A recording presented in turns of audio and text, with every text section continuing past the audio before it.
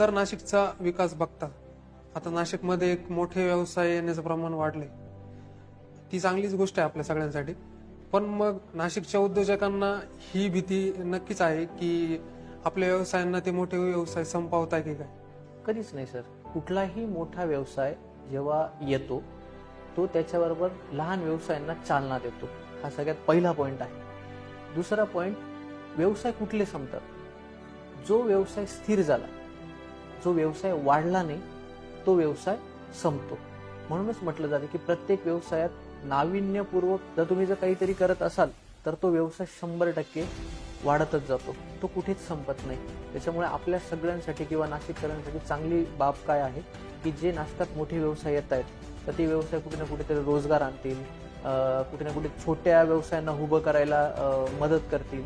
तर आपण सगळ्यांनी त्या किंवा छोटे व्यवसाय जे पण ज्यांचे आहेत त्यांनी त्या गोष्टीकडे असं बघितलं पाहिजे की कुठली मनात भीती न बाळगता त्या गोष्टीकडे तुम्ही बघा.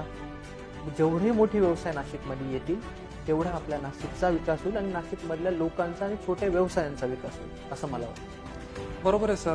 व्यवसाय करण्याची जिद्द जर असेल ना तर मग तो व्यवसाय संपू तर नाही शकत. कारण मग हे मोठे व्यवसाय येतील आणि मग ते आपल्याला संपवतील याची भीती बाळगणं हे नक्कीच चुकीचं आहे. एका व्यवसाय